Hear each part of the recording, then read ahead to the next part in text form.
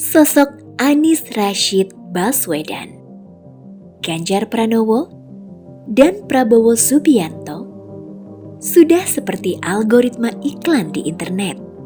Satu babak berakhir, mari kita sambut babak berikutnya. Pemirsa, Gubernur Jawa Tengah Ganjar Pranowo akhirnya menyatakan siap untuk maju sebagai calon presiden. Saya untuk menerima pencalonan sebagai Presiden Republik Indonesia tahun 2024. Ketiganya memang bukan orang baru di kancah perpolitikan Indonesia. Anies Baswedan pernah satu tim dengan Ganjar Pranowo memenangkan Joko Widodo Yusuf Kala pada pemilu 2014. Anies juga pernah berada di kubu Prabowo Subianto pada Pilkada DKI Jakarta 2017. Kini, ketiganya harus bersaing.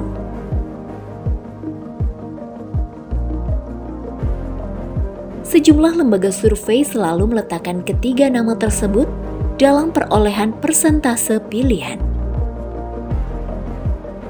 Saya akan bekerja sungguh-sungguh, biidznillah akan bisa menunaikan semua yang dijanjikan. Hubungan dekat inilah yang akan kita urai. Benarkah kelak jika terpilih, mereka akan bekerja untuk rakyat? Atau bekerja sekali lagi untuk oligarki?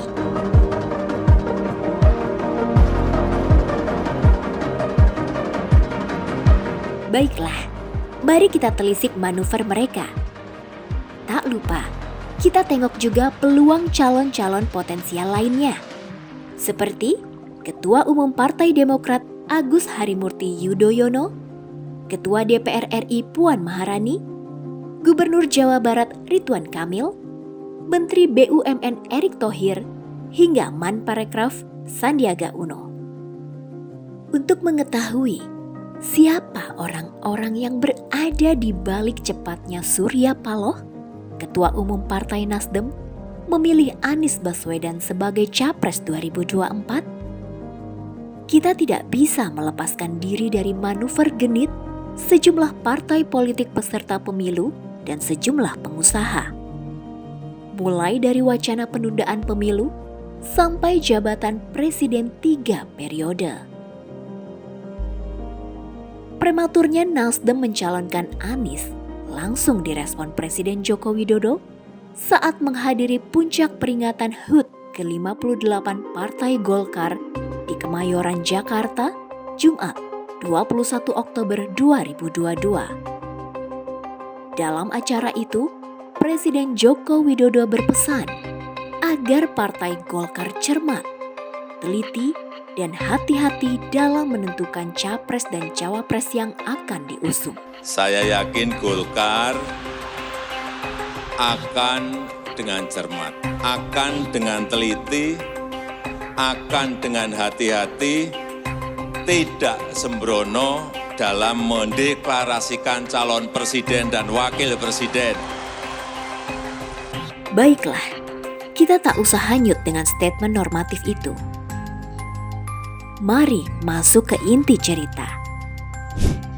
Tepatnya Senin, 3 Oktober 2022, Surya Paloh, Ketua Umum Partai Nasdem, dengan resmi memilih Anies Rashid Baswedan sebagai bakal calon presiden pada pemilu 2024 mendatang. Pilihan Surya Paloh tentu bukan tanpa sebab. Dalam sejumlah survei, nama mantan Gubernur Jakarta ini masuk dalam 3 besar. Nama lain ada Ganjar Pranowo, Gubernur Jawa Tengah, dan Prabowo Subianto, Menteri Pertahanan RI. Bahkan pada Agustus 2022, Anies menempati urutan pertama tokoh paling populer dalam pemberitaan dan perbincangan di media sosial. Dalam hitungan drone emprit, sebanyak 297.090 nama Anies menjadi perbincangan, menyusul Erick Thohir dan Ganjar Pranowo.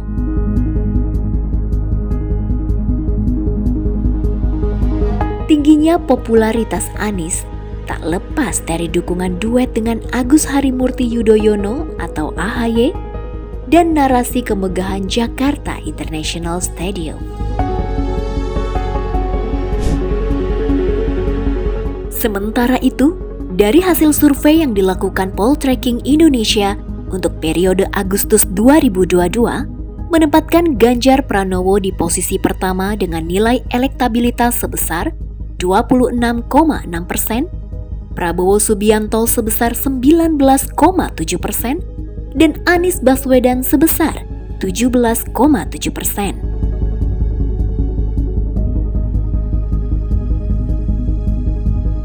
Survei Carta Politika Indonesia juga menempatkan Gubernur Jawa Tengah di urutan pertama dengan elektabilitas sebesar 31,3%, Prabowo Subianto sebesar 24,2% dan Anies sebesar 20,6%.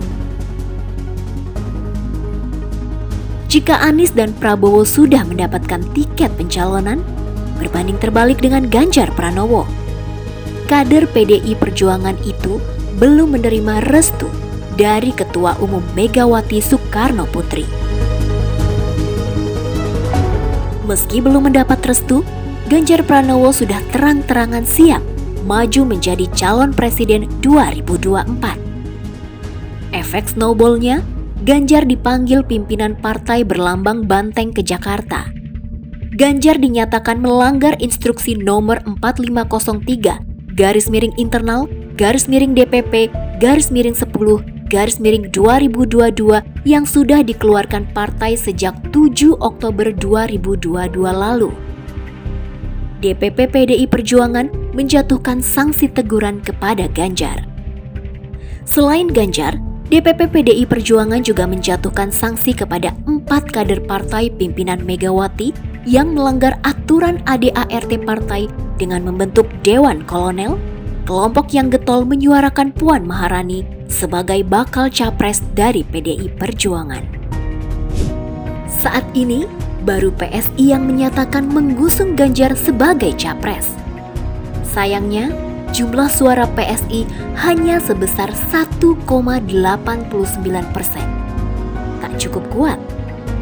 PSI pun bermanuver mendekati partai yang tergabung dalam Koalisi Indonesia Bersatu agar bersama-sama mengusung pencapresan Ganjar Pranowo. Akankah Koalisi Indonesia Bersatu atau KIB yang terdiri dari Partai Amanat Nasional, Partai Golkar, dan Partai Persatuan Pembangunan akan mengusung Ganjar sebagai capres? Mengingat, sejak pembentukan KIB 12 Mei 2022 lalu, belum memiliki usulan nama capres.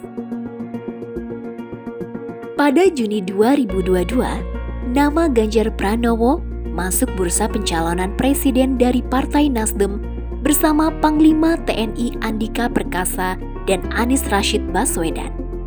Akan tetapi, Surya Paloh sudah menentukan pilihannya, bukan Ganjar dan Andika. Usai dicalonkan Partai Nasdem, manuver Anies semakin gesit. Bertamu ke kantor DPP Demokrat. Anies juga bertemu sejumlah tokoh.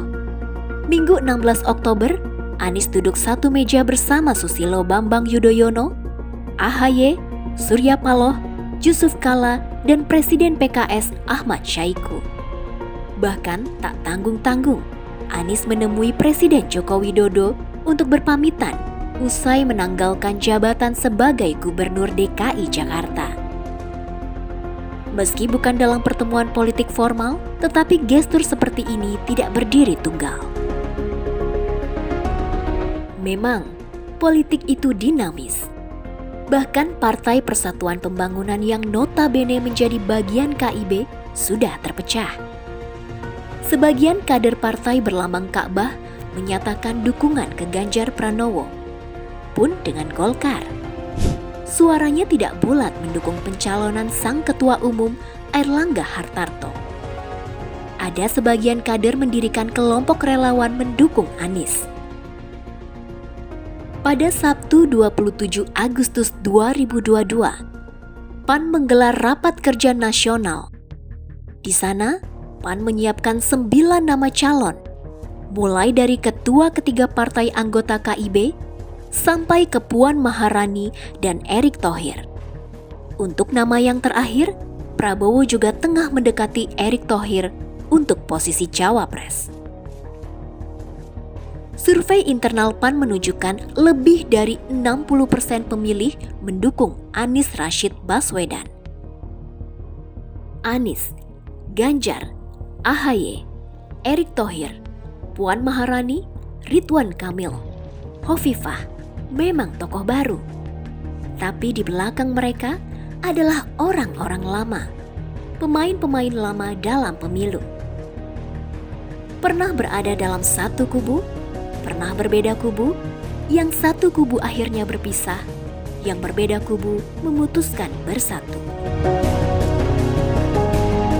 Politik itu lucu dan sangat menyenangkan, bukan?